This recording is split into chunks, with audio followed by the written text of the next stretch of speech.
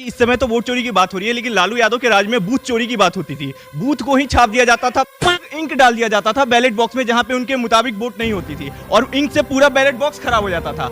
कि आपके जो नेता है तेजस्वी यादव जी, वो तो इंफ्रास्ट्रक्चर को इंफ्रास्ट्रक्चर बोलते हैं, कम से कम आप इंफ्रास्ट्रक्चर तो बोलती हैं। आप लोग बोल रही हैं वोट छोड़ गद्दी छोड़। अगर हम लोग ये बात बोलने लगे कि चाड़ा छोड़, बिहार छोड़, टोटी छोड़, यूपी छोड़ और ये नेशनल हेराल्ड छोड़, देश छोड़। जय श्री राम दोस्तों, आज की डिबेट में जनता ने, ये पब्लिक ने लालटेन छाप प्रवक्ताओं की लंका लगा दी। हुआ कोई डिबेट चल रही थी बांग्लादेश के मुद्दे को लेके, जिस तरह से भारत की तुलना बांग्लादेश से की गई है अपोजिशन पार्टियों द्वारा, उसको लेके भाजपा के सारे नेताओं ने कड़ा विरोध दर्ज किया है। और तो और ये बताया है भारत में कभी बांग्लादेश जैसी हालत नहीं हो सकती है, क्योंकि भारत की जो लोकतंत्र है बहुत मजबूत है और यहाँ के जो लॉ एंड ऑर्डर है उसके ऊपर जार पाना बहुत ही मुश्किल है, वो चाहे कोई भी कम्युनिटी हो। इसी को लेकर जो अपोजिशन पार्टी के प्रवक्ताएं थे, उनको जवाब आज जनता दे रही है, कड़े रुख से उनका विरोध कर रही है। आप खुद डिबेट में देखिए। चलो भाई देखो अब मैं क्या करता हूँ। मेरा सवाल आरजेडी प्रवक्ता से है कि अभी तो वोट चोरी की बात हो रही है। मेरा घर फुलवरिया जो कि लालू यादव का गांव है उसके बगल में ही है। वहां कहा जाता कि इस समय तो वोट चोरी की बात हो रही है, लेकिन लालू यादव के राज में बूथ चोरी की बात होती थी। बूथ को ही छाप दिया जाता था बाहुबलियों द्वारा, और जहां पे उनके हिसाब से वोटिंग नहीं पड़ती थी वहां पे उसके बैलेट बूथ चोरी होता था क्या? हाँ, और इंक डाल दिया जाता था बैलेट बॉक्स में जहां पे उनके मुताबिक वोट नहीं होती थी, और इंक से पूरा बैलेट बॉक्स खराब हो जाता था। और दूसरी बात, उन्होंने रोजगार की बात की। गोपालगंज, सीवान, छपरा जो कि गृह जिला कहा जाता है लालू जी का, सबसे ज्यादा लोग चीनी मिल बंद होने की वजह से बेरोजगार वहीं पे हुए थे। ओके ठीक है ओके कंचना जी 30 सेकंड में जवाब, छोटा जवाब। जब लालू जी पावर में आए थे ना, उस समय इस देश के ओबीसी, एससी, एसटी को वोट देने नहीं दिया जाता था। पहली बार वो लोग निकले और वोट देने जब निकले तो उनको डरा के घर में बैठा दिया जाता था, और जहां वो वोट देते थे वहां पर जो गुंडे, सामंती और मनुवादी लोग थे, ये मनुवादी है, ये सामंती है। ठाकुर ने बिहार के तमाम समाज को आगे बढ़ाने का काम किया, हाशिए में बैठे समाज को।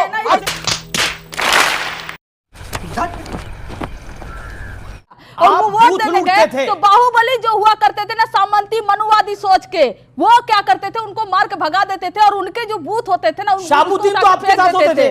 फिर ऐसे में अगर आप उसको बूथ चोरी करते हो, हम सीधे कह रहे हैं कि इलेक्शन कमीशन को हाईजैक करके पूरे सिस्टम की चोरी हो गई है। सबको ये लोग अपने पास इन्वॉल्व करके रखे थे कई सारे को बूथ कैप्चर करने के लिए। दूसरी चीज, कंचना जी आप नाराज मत होइए, आप मेरी फेवरेट स्पोक पर्सन है आरजेडी की, क्योंकि आपके जो नेता है तेजस्वी यादव जी, वो तो इंफ्रास्ट्रक्चर को इंफ्रास्ट्रक्चर बोलते हैं, कम से कम आप इंफ्रास्ट्रक्चर तो बोलती हैं। दूसरी सबसे बड़ी चीज, और मैम सर मेरा दूसरा सवाल है, आप कंचना जी की तारीफ कर रहे हैं या इनके नेता? फिर और आरजेडी की सबसे पढ़ी लिखी प्रवक्ता इनको मान रहे हैं, अपने नेता से ज्यादा पढ़ी लिखी है। दूसरी चीज मैम, दूसरा एक सवाल है मेरा। आप लोग अभी बोल रही हैं मैम, आप लोग बोल रही हैं वोट छोड़ गद्दी छोड़। अगर हम लोग ये बात बोलने लगे कि चाड़ा छोड़, बिहार छोड़, टोटी छोड़, यूपी छोड़ और ये नेशनल हेराल्ड छोड़, देश छोड़, तब ये इस चीज को बर्दाश्त करो। हमको मारो, हमको जिंदा मत छोड़ो सालो। हम कोई मंदिर का घंटा है कि कोई भी आके बता जाता है। ऑपोजिशन से सवाल है अखिलेश जी हमको लगता है कि इनका सवाल जो है वो टारगेट करके आया हुआ है, लेकिन फिर भी बेटी बचाओ बेटी पढ़ाओ कभी सुना हो? प्रधानमंत्री नरेंद्र मोदी जी बेटी बचाओ बेटी पटाओ कहते हैं। जिनकी खुद की बेटी नहीं है ना, वो कहेंगे बेटियों को पटाने के, लेकिन तुझे अक्ल है? तू क्या बोल रही है? प्रेम शुक्ला, ये जो बांग्लादेश का लॉजिक आया है और ये जो योगेंद्र यादव ने बोला है, मनोज झा जी ने बोला है, क्या आपको लगता है बीजेपी इसका अनर्गल ही विरोध कर रही है? उनका तात्पर्य कहने का कुछ और था, आप समझ कुछ और रहे हैं। उनका तात्पर्य क्या था? बांग्लादेश ही कहना चाह रहे थे ना वो।